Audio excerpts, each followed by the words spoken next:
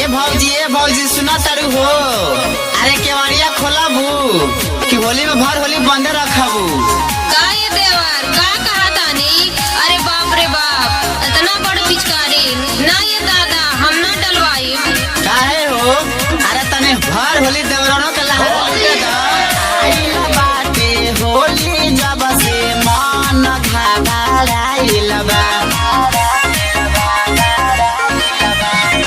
आइल बाटे होली जब से मन घबराइल बा। घरे आवह राजा हो देवर पागल बा। घरे आवह राजा हो देवर पागल बा। लेके पिचकारी घूमे नासा में नासाइल बा। घरे आवह राजा हो देवर पागल बा। घरे आवा राजा हो देवर पागलाइल बा। घरे आवा राजा हो देवर पागलाइल बा। Mithila recording studio Ludhiana.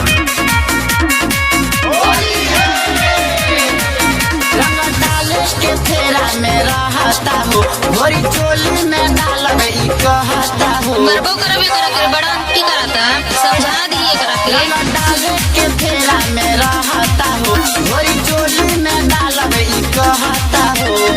ये कर पीछू करिया के रंग बढ़िया बा। घरे आवह राजा हो देवर पागल बा।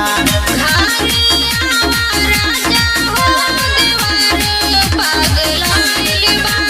घरे आवा राजा हो देवर पागलाइल बा। नमन बका बड़ी मार मारत मिथिला लोगों करबा। Recording studio Ludhiana.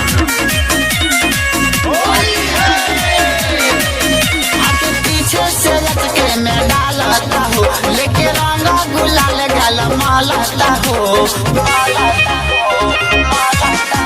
आके पीछे से लटके में डालता हो, लेके रंगा गुलाल गल मालता हो।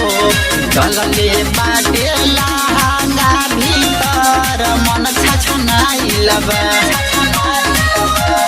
घरे आव राजा हो देवर पागल बा। घरे आवा राजा हो देवर पागलाइल बा। घरे आवा राजा हो देवर पागलाइल बा। एकदम बिगड़ी गई बड़ा का होली में बड़ी मिथिला मार पिटाई बा। Recording studio Ludhiana.